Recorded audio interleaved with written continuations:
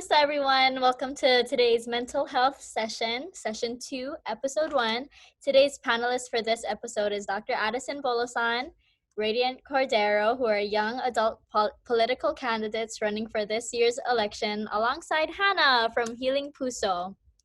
I am Tiffany Sagucio, the creative director for Reclaiming Filipinx Identity Media, and your moderator for today's episode. So thank you everyone for tuning in and listening. And the founder of Reclaiming Filipinx Identity Media is Chachi Ibarra. Huge shout out to her for having me moderate tonight's discussion and for overall believing in me. Thank you, Chachi. So nice to meet you all. You can unmute yourselves now. How are you guys doing tonight? Awesome. Great. Good.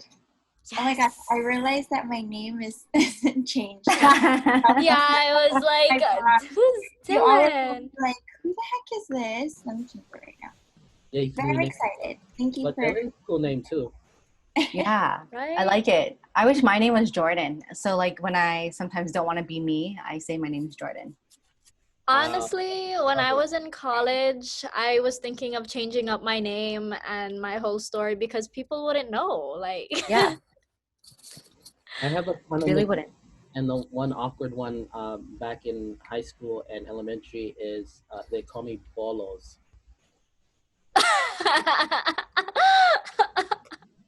I hope this is one of those podcast videos that we can be candid and funny and Yes, It is. of course. I feel It's very much of a talk story session. If you went there, then I will go there too. So my my full first name is Hannah Rhea, like Rhea, and I grew up Wow. hating it because my cousins would always tease me and say it looks like diarrhea. I had a friend whose name was Yeah, I Rhea, hated and it we'd so say much. diarrhea. Wait, But that's I- Rhea's your name? I grew to like love it because it's Hannah Rhea. So Hannah space and then Rhea. My middle name isn't diarrhea. Okay, but it's actually my mom and my dad's name because it's Maria and Mariano. So that's where the Rhea comes from, the Maria. That's that's awesome. Then I grew to love it. So now I own it. And I'm like, can you please put Rhea in my name? Yes, I'm Hannah Rhea, not diarrhea. Do you guys have food for this mukbang session or no? Oh, I ate it. I was gonna make ice cream, but then I had to jump on this another meeting earlier. But You're all Oh, good. hey, Yeah. maybe I can ask for ice cream. Can I have? All good. Never mind. I mean, Oh we my can have God. an ASMR if you wanted, but I Oh, got yeah. some chicken nuggets. I'm like loving it. Is I'm it so the sorry, I told- spicy McNuggets though? 10 piece. There's like, it's new. It just Wait. got released, didn't Which one? The spicy? Yeah, Yeah. Yeah, I've tried that. It's crispy. It's super crispy. it's crispy. Nice. Wow, I like crispy chicken. I I ate really that like Jollibee chicken. Like we got someone named someone who's Bulgarian, and he was like just all about KFC before, and then he had Jollibee chicken. He's like, hold up, game changer, best chicken. Filipinos is why. Yeah, I would have to say hands down, Jollibee just kills it with the chicken. Even I mean, I've been to places where like they assume that they're the best, and sorry folks, Jollibee all the way. Hashtag Jollibee sponsor us. Oh my god. Yeah. I'm kidding. Well, they closed the Jollibee here, so I'm sad. I'm from Stockton. But, Oh, what? yeah. I don't know why they closed it. Wait, where are you, Hannah? I'm in Stockton. Oh, okay. Cool. Wow. California. Yes, where you can well that's the wrong one, but right next to you is where you can jump out of an airplane. Hollister? Oh, No. or Lodi? Lodi, yes. Yeah. I jumped out of the airplane over there twice. It was fun. I should Wow. just did skydiving. You should skydive. Nice. You went skydiving? I haven't heard that story before, but I Oh, mean, yeah. we could save that for a later time. Hold on. You talk too much. Okay. I work with Dr. Addison, so we go back and forth. All right. Anyways, getting back to it, can we please share who you are, what you do, and what you bring to the community? I'm Radiant Cordero. I'm a candidate for City Council in the Honolulu City Council. It is a community from, it includes Pearl Harbor and Aloha Stadium, all the way right to the beginning of Chinatown, in Chinatown, Honolulu.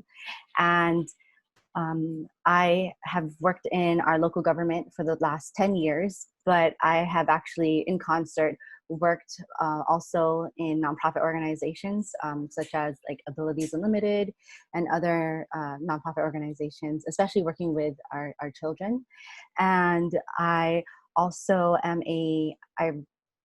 I'm on hiatus writing with the Philam Courier, which is a Filipino newspaper in the state, and also had a radio show, which I am on hiatus from as well. Well, because I can't be on the radio and be a candidate for political office. I am Henry Divino, and I am the Holistic Health Director of Little Manila Rising, and we are based out in Stockton, California.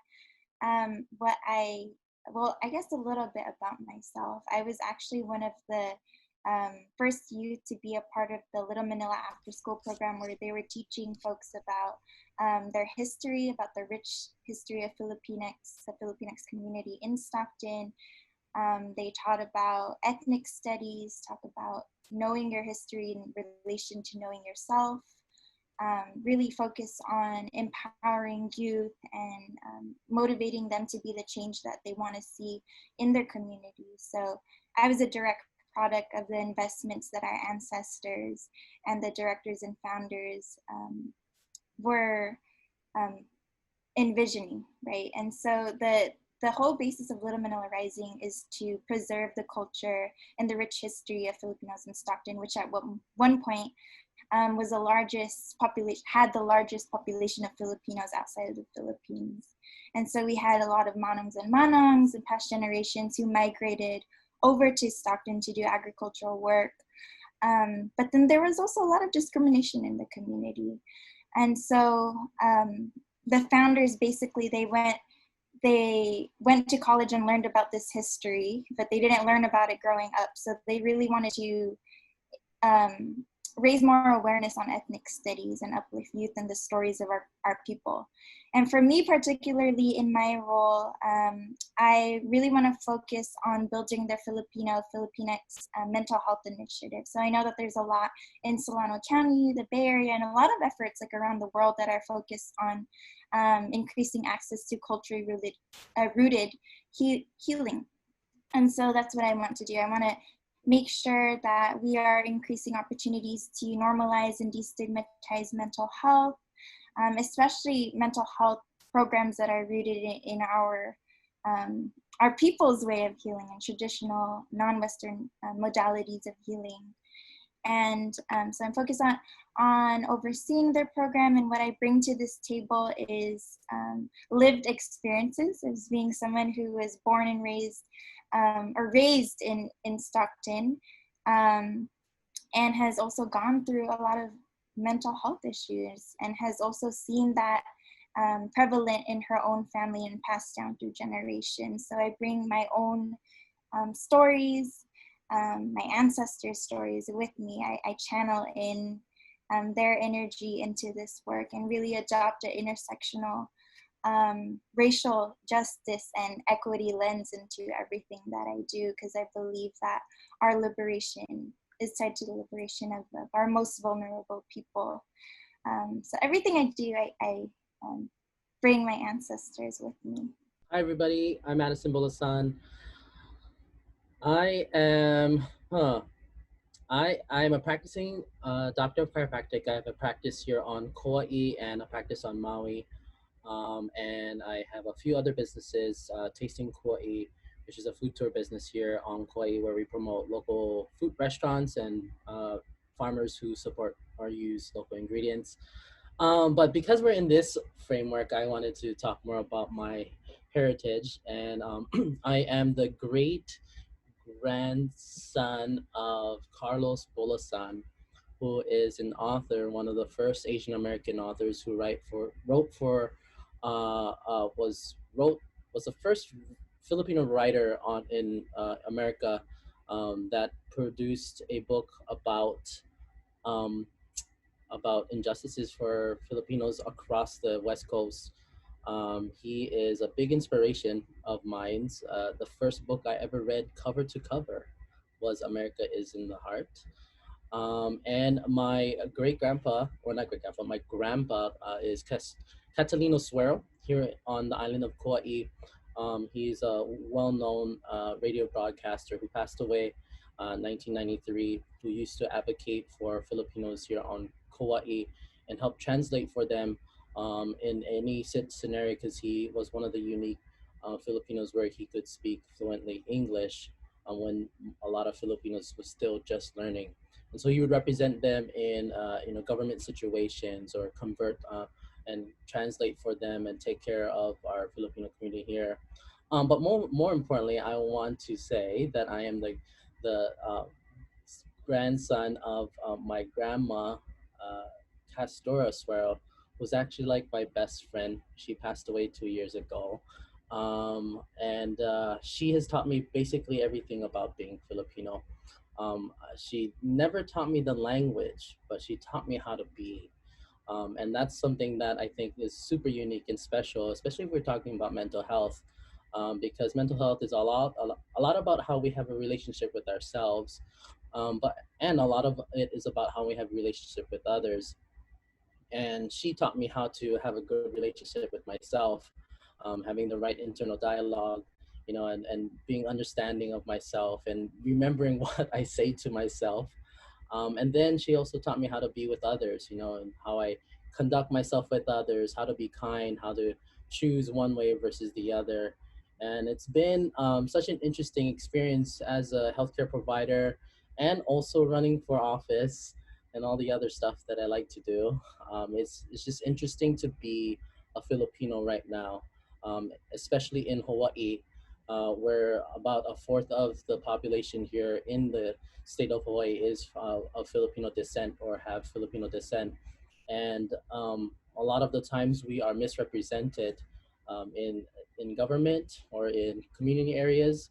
And I think we have so much to give. And so it's exciting to be able to have the opportunity to step up into these realms of community service and kind of follow the footsteps of my ancestors and continue moving forward what they really cared about, which was justice and care and love and enjoying life. And so I'm super stoked to be with all of you and talking story.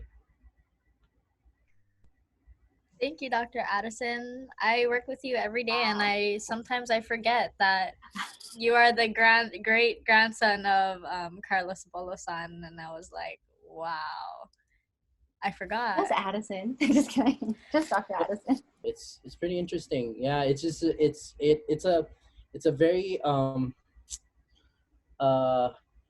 there's a lot of pressure is what I'm saying, because us Filipinos hold a pretty high standard. Like if somebody did something, you better do something too. Hence the running for council. Probably Yes. What? I mean, what about being a doctor though? Right. Fulfilling. Was that because your mom wanted you to be a doctor, or you genuinely? I'm kidding. Okay. Well, now that you talk about Filipinos having high standards, I wanted to tie it into why is the topic of mental health important to you?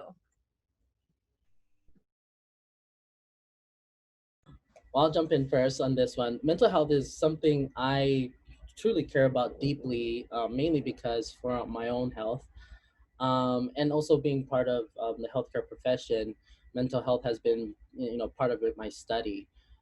In chiropractic school and graduate school, we understand how important it is, the relationship between mind, body, and soul, and how much it influences just how your daily life is. And so I remember back in undergrad, I never really understood back then what depression and anxiety was, but I had massive depression and I didn't realize that was happening I didn't realize I was locking myself in my room for 30 days straight, and not really talking to people. I thought that was normal.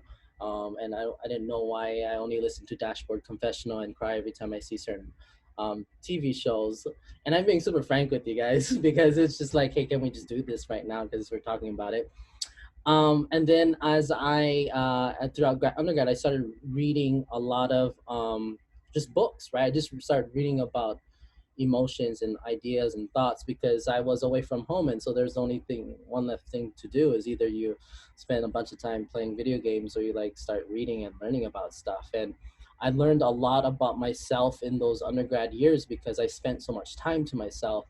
And I realized deeply in that time that mental health plays a huge role with everything.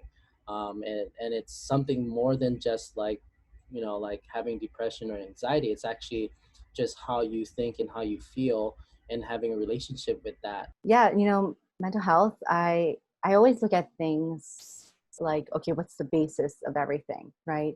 And for me, mental health is, and Addison actually said a whole lot about it. It's like it's the foundation of your life. And you know it is also how you're going to react to things, how you're going to cope. It determines your coping mechanism. But we also have to get assistance in finding out how you got to that point. Our like tagline is heal self, heal others, because once you heal yourself and heal the generational trauma that's passed down, you are then in turn able to pour from a full cup instead of an empty cup, right? Because when you're pouring from like half cup and you're like half-assing stuff, then you're doing a disservice to our community. For myself, I grew up in really struggling financially, grew up moving from place to place a lot in mixed households, and lived with some like really toxic people growing up in those different houses. And to my surprise, it was Filipino people. It was Filipino people that we were sharing homes with. I didn't know them, but we again, we were just moving into a place that whatever was available out there, and we hear housing opportunities through like word of mouth. But yeah, I just found like a lot of the times there was like tension and just like unnecessary issues that were coming up, and the chismis that happens in Filipino families. They're not even related to us, but I guess that happens. And then also being a caregiver. So my dad, he's 93 years old, and he has an aneurysm and has COPD and a breathing condition. So I grew up with a lot of fears around death and losing my dad. Felt that was something that caused a lot of anxiety in my life. Like it came to the point where it was like I couldn't even go outside without thinking like, oh my God, what if he falls down? Or like, what if something happens to him when I just go to the grocery store? So I dealt a lot with that, dealt with and still continue to struggle with anxiety and depression, right? It's an ongoing journey, really. And I'm going to go back to what everybody was saying. Like when people even just hear the words like mental health, they think about like, oh my God, it's crazy. Or like, it's like they associate it with so much stigma and so much negativity. But really mental health like is relevant to everybody. It really is. It's just something like when you go to therapy, you don't have to necessarily go to therapy because of a life crisis or like a major stressor. It's like a preventative thing, right? To help you like process through things, to help you become your highest, most true, authentic self. So yeah. I love how you all commented on how in Filipino households, it's never really talked about much. So how have you guys have that discussion with your families about mental health? So like I mentioned, I guess my family is a little different, where my mom was always seeking assistance herself. She was very open to that. But for me, I think they recognized it before I even recognized it. It was the whole to get attention. I guess, my parents worked a ton, you know, and just doing things like maybe screaming super loud when I was younger, to saying alarming things that I didn't think, that I thought that maybe were funny, or maybe not funny, but, you know, just trying to get their attention. And they recognized that as, okay, she is maybe reaching out for help in a way where she's not actually saying it. And it was actually them who helped me determine that I needed, that I probably need some issues sorted out. And I guess I still have that issue.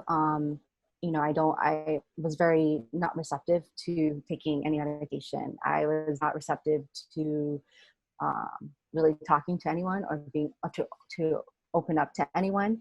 And so I guess it really lies on you too. You know how they say that you can bring a horse to, I guess, a trough, but you can't make him drink the water, right? I guess is that the term? You can lead a horse to a trough, but you can't make him drink water.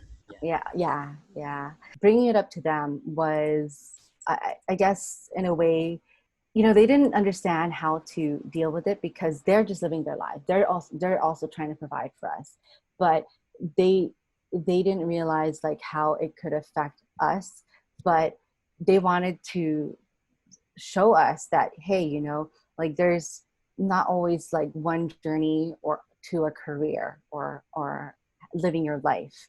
And so I thought that, you know, in the beginning, although they were confused and like they thought I was blaming them, or they said they never told us, like they expected so much from us, but getting them to understand it finally, like after that, maybe, I don't know, maybe months long discussion, like a road trip long discussion, just having to find the best way to send out that message that, hey, you know, it was indirectly affecting us, and I don't know how you can help us, but it just feels good to just talk about it, you know. But I feel lucky in that sense. It was interesting. The way that I brought it up was, I think after undergrad, well, throughout undergrad, as I was self-reflecting on my own mental health, I was realizing how much things that I didn't realize was actually bad or toxic or not good for my health.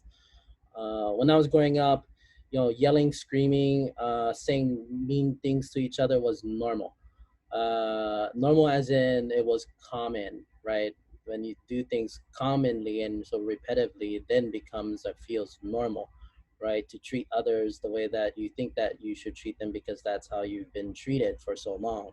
So it was common back in the day when we were younger to be rude and to yell, and not the sense of like rude as in what we traditional think about as in like rude as in like yelling obscene stuff, but it was common in my family to fight about problems, anything from financial challenges that we were in because we were poor, from difficulties in school because we weren't doing great in school. It was much easier for us to be mad about things than to not be mad about things, and that's how I remembered my childhood, of a lot of conflict and not a lot of resolution, a lot of fighting, but not a lot of communication. And I absolutely love my family, but when I say but, it's because but we've changed so much. I mean, I can talk about those times and how difficult it was and how terrible it was. If it was happening right now, CPS would have been called several times. I would probably be in some foster home. What helped, actually, how I got to my family, and my sister helped me. I have two older brothers and one younger sister. What I started doing was I started writing letters. Started writing letters to my parents and my brothers and sisters. You know, like if something happened, I would write to my parents, "Hi, mom, dad. I love you guys. I don't appreciate us yelling anymore. I don't like the way that we use words here at home. I don't feel safe. I would love that you guys could talk nicely to each other. I would love for us to not be mean to each other." And I would do that. Like it was amazing. My mom and dad started like more oftenly started talking nicely to each other and then to us. And I would write letters to my brothers like, "Hey, hey brother, hey Adrian, hey BJ. I love you. I would love to talk to you about these things. I know it's hard to talk about it, but I feel scared sometimes, and I think that you might feel scared about some things too. And let's talk about it. And I could, because I couldn't talk about it, right? I couldn't say it out loud because that would be like disrespectful, and that would cause a fight. And you're just like, I'm leaving the house. I'm never coming back. Forget all of you. I And totally did the same, by the way. right. See, so I mean, I bet you how many people are watching this back and they're like, oh, I just did that last night, like, or I used to do that as a kid. Anyways, so the letters help because what that happened was it gave me a voice in a situation that I felt like I didn't have a voice, because in order to have a voice was to yell louder or do something more crazy. Growing up, I don't really remember too much about speaking about mental health. I think that people did just sense it whenever I did was going through some things, and there were people out there to try to support me. But I don't remember it too often for like people actually reaching out when there was like a traumatic experience that happened. And I remember a moment, like I will always remember this defining moment that like kind of led me to fear or like not want to share my story. And it was one time, like I think in high school, I brought up to one of my best friends at the time how my brother had schizophrenia, and then she didn't get it, and she was so judgmental. She was like, "What are you talking about? Like, I kind of like, I can't relate. I don't understand." Like, and I just remember that moment, like just sitting on my floor, and I'm like, "Oh my God, I'm crazy." Like she thinks I'm crazy, or like she thinks my family is like not okay. And so I kind of like after that, I didn't really want to bring it up or talk to anyone. It was hard for me to relate with people. Because here I was, I had like, during that time, I had like an 80-year-old dad who was like going in and out of the hospital at the time. I was afraid to lose him. And then like, I was still processing from like this childhood trauma that led to my anxiety and depression, right? So it was kind of hard to relate with people and feel like people truly understood. So I kind of strayed away from it. And that was me. Like I was afraid to just bring it up. But then I think I just have the habit, even now, I still have the habit of just internalizing everything like that goes on and feeling like it's a burden. I feel like that's like what people sometimes feel like, wow, there's like people out there with like worse problems out there. Is this selfish of me to feel this way? And you start to feel that guilt. For me, that's what I was feeling. So I did try not to talk about it. But it wasn't until recently, like even now, like I'm talking about it, like that's a step. Even just like talking about it was like, I felt like I was healing myself in that moment. Like just sharing my own lived experiences. I feel like it was healing that inner child that didn't have that person to tell her like, you're gonna be okay, like you will be fine, like this is not normal, it's not normal, but you will get through it. But I saw and heard growing up is that we just leave it up to God, that whatever struggle that we're going through, whatever life stressor that comes our way, that it is God's will, like to handle that situation. It will all work out the way that it's planned. And it's not to like say like religion and faith is like a bad thing. No, like I believe I'm faith is like a core value of my being. But sometimes it can come to the point where it's toxic, and it's like, okay, give it to God, but like don't feel your feelings, don't look for help, like just rely on him. And so I saw that growing up, but nobody ever talked about like, hey, have you thought about therapy? It's like, they're like, what the heck is therapy? Whoa, do you even need that? Like that's for crazy people. So then like, yeah, I mean, I just never heard about people going beyond than just your faith. I like also that you said they always go like bahala na or basta. Or they're That's it. Just focus on your studies, like don't worry about anything, become a doctor, get your degree, you're fine. Like, don't think about Masking your thing. emotions. Exactly. It's just one straight black and white path. Thank you, guys. I love those answers. So now that we talked about bringing it up to our family, how can we bring these discussions into our community and improve the stigma of mental health? So for me, I've worked in nonprofit organizations. I've worked in local government, and because I have such an affinity, or I'm pretty biased towards the nonprofit organizations and providing them resources from our local government.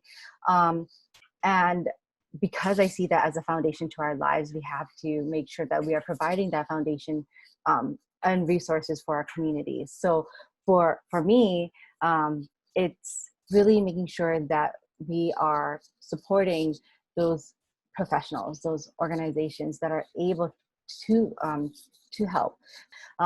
It does take a lot. It does take a lot of time and years, and it takes a lot of different conversations. It takes a lot of, just beyond that though, it's making sure there's consistent funding for that from our local government. And they always talk about how, they talk about homelessness. They talk about, why are Filipinos and Pacific Islanders in Kalihi, where I'm hoping to represent on the city council, have such high COVID-19 cases or et cetera cases, and disparity, socioeconomic, but also health disparities. Like, why aren't we getting to them? You know what I mean? And that's a part of addressing, using those resources and using those messengers, using those different, support groups and support systems. Well, I love this question because it's something I enjoy doing every day. It's just part of my natural conversation. Tiffany can talk about it all the time because I don't hide away from talking about difficult things like mental and emotional health, and using my experiences as a way to have those conversations. For example, I sit on the Kaua'i Fatherhood Council. I'm not a father.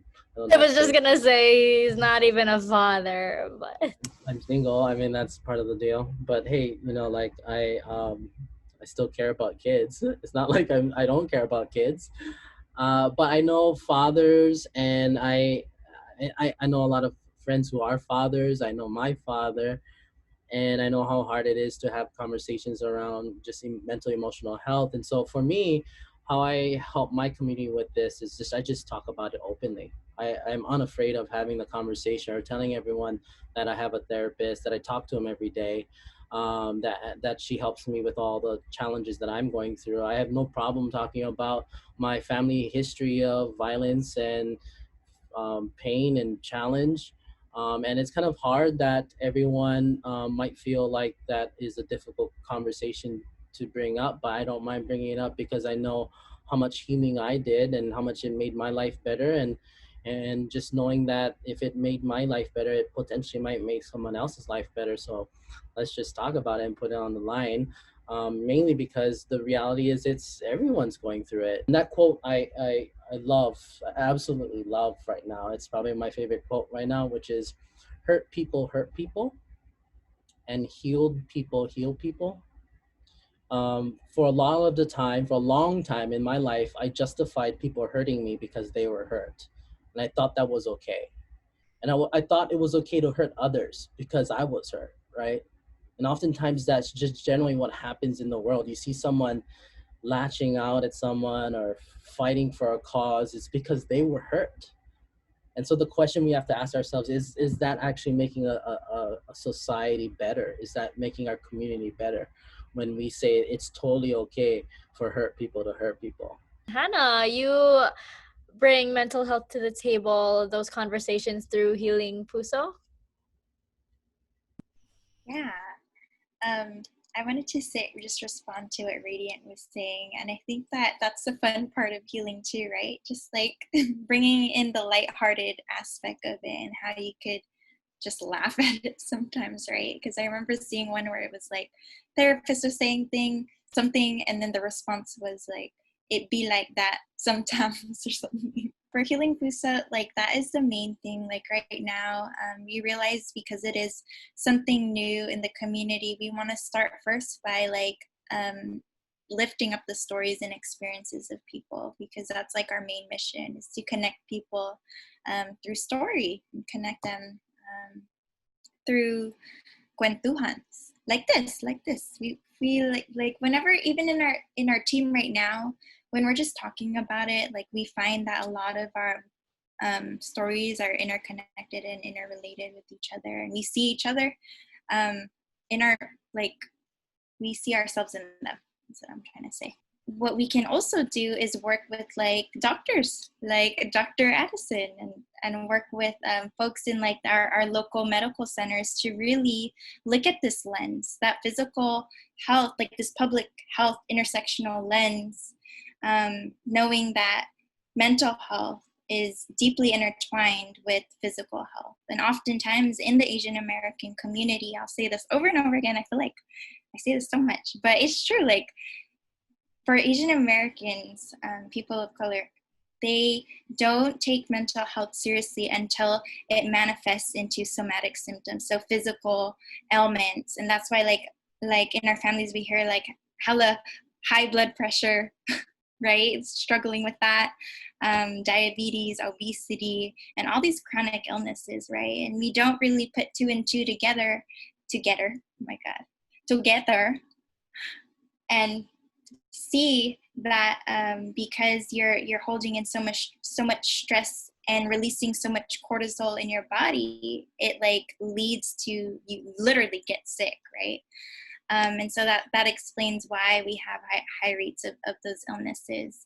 First, like heal yourself, and also like listen into your own body and realize the medicine that we already carry in our veins and in our blood as Filipinx people.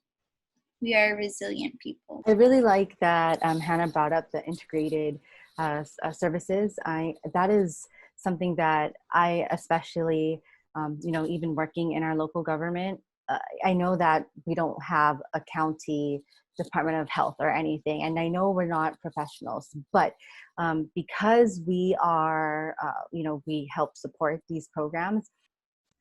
Yeah, I think we're definitely going there. It feels like that. I mean, if we are talking about it at age 30, 25, 19, and 33, that means that it is getting normalized, right? I love this. I love this conversation, everyone. It got like super, super intense. Oh, yeah. My head was like, wow, all of this information coming into me. I love the advice and words coming out of them all. Yeah, but I like it because, I mean, for everyone and, all of us, everyone here, that it's very, we are not just talking about the progress that has been made and the journeys, but we're also like talking about plans and steps towards more progress. So that's what I absolutely love. Yes, that's the plan, everyone. Anyways, you guys sound like you guys work a ton. Adulting is fun. So with working, how do you guys manage your time for like self-care? Like what do you guys do? My morning routine, what I do is that my morning routine for my mental health, every morning I journal, then I meditate, and then I write letters. Obviously, I love writing letters. Then I do some kind of movement, some kind of exercise. And then I go through in my journal, I rewrite my vision, my mission, what I stand for, and my goals for the year. And then in the evening, I always journal, I meditate, and I write letters. And that's how I kind of take care of my mental health. It allows me to tap in to all the things that I feel like is necessary for me to appreciate my life, or reconnect with thoughts, or feel feelings. And it allows me to really allow myself the space to live my life. I purposefully choose to be surrounded by people who uplift me. Like I literally choose people, and I only surround myself with the best people in my life. Hence why Tiffany is in my life, because Tiffany is an awesome person that we work with on my campaign and through work that we do through the nonprofit called Rice Street Business Association. You And know, once I felt like I was being held to a super high standard when he was saying the best. There was this one experience I like kept doubting myself about math, and then Dr. Addison was like, "If you keep doubting yourself, Tiffany, I can't work with people like you." And I'm like, "But math sucks, man." But yeah, he's very right about surrounding yourself with the right people.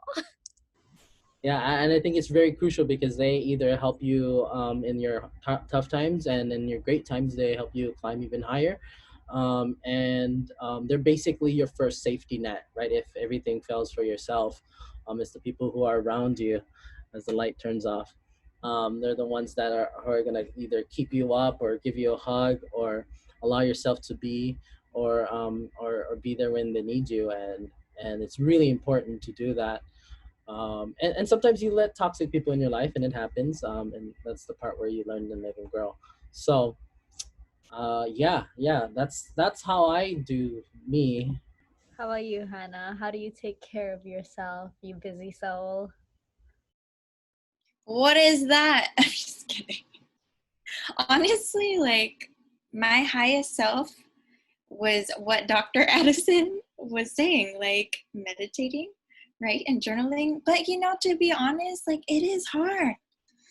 It's really hard to take care of myself. And I think that sometimes I don't even talk to my own self how I want to talk to other people and my friends, right? That's what my therapist was saying, like talk to yourself like how you would talk to your friend. And that's kind of hard. It's easier said than done to take your own advice, right? And so I am trying to do a regimen, but the main things that I'm trying to get into is, again, like mindfulness and meditation. Though, like, I have so many stuff in my head, like, I'm an overthinker, so like things are always like, whoo, whoo, whoo, like dropping out of nowhere. But I'm working on it, so it is a process. Especially with Asian American women, it's hard for us to just like say no to folks. And for myself as a people pleaser, I'm always thinking about other people, always thinking about the needs of other people before myself. And that's really bad because then it ends up burning myself out. So I'm just being real with y'all. Like, it is hard. And it is, I think the first step in self-care is even acknowledging it and knowing when we are straying away from our highest, most authentic self. So I am on that pathway. But I am also learning that being gentle with myself and not comparing myself to other people is my form of self-care. It's my form of self-care, and it shows me and validates my experiences and helps me understand that healing journeys are not linear. Like, it's like this, right? It's a process and you go through waves. I loved everything you said. Those are things I too have yet to live up to, like practicing what we preach. I bet you if our therapists were listening in, they'd be pretty darn proud. So what really had to take me back was reflecting, and granted I didn't write it, granted I didn't always talk about it, but it was actually being quiet, because that takes so much more energy than it does to really discuss this. Just like many of you, all of our thoughts are running around like a bazooka gun is throwing like t-shirts in the air, like a bajillion of them, and you're trying to catch it all. And those are how my thoughts run, and you're just trying to catch it and then just regurgitate it. So, being quiet and then realize and thinking like, why do you do this? And I think Hannah said this, like if I were to listen to what I'm telling them, or working so hard for this community to receive, why am I not seeking to receive it myself. I just wanted to end off with one happy, great question, because we touched on a lot of heavy subjects. So my last question for you all is, what's something you all appreciate about being Filipino? It could be something you learned, a characteristic, or as simple as, I love being Filipino because the food is great. I really like that Filipinos always are able, like, no matter what disparities they go through or any obstacles that they go through, that there's always stories and always great lessons of, I guess, yielding back that power, whether it be through like social movements or whether it be through natural disasters or anything else, or even just the harshest conditions economically or whatever. There's always really great stories and role models and more to look up to. One thing that I don't think we highlight enough that I'm super proud about and I want to keep moving forward is that we're really kind people.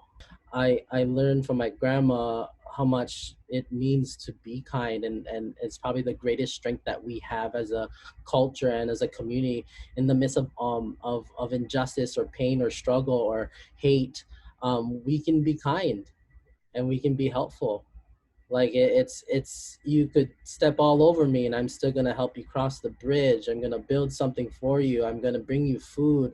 I'm gonna give you a hug. Like it's like the hardest thing to do, the greatest strength to have is when someone is yelling and screaming at you, attacking you, and you're gonna be kind to them and you're gonna help them anyway. And I think that's the Filipino culture, and it's like it's just ingrained from the beginning, and shows us our unity and allows us to identify and allow us to be such a needed culture in the entire world. I'll say this, I'll end it on a light note, but I feel like Filipinos are hella funny. Like, they're just so funny. Like, they always just bring out the light in situations. They just have no shame to just be like, woo, and open and like funny. And I think that definitely, again, I'll just go back to that. Laughter is medicine, and looking back, the best medicine that bring in that laughter is something that I will always be happy and proud of, because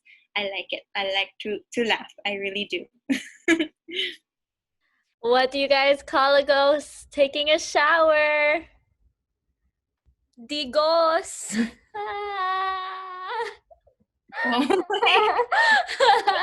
Boo! Happy Halloween. Okay. All right. Thank you guys so much for being patient with me. This is my first time moderating, so thank you so much, guys. You killed it. Yeah! Woo! And yep, reminder to vote, everybody. Vote for your amazing candidates here. Wherever you're watching, go visit Hannah at Healing Puso. She's running this life thing. That's what she's doing. Thank you so much for coming on to Reclaiming Filipinx Identity, and for taking the time out of your busy schedules to share with us your stories. So thank you guys so much.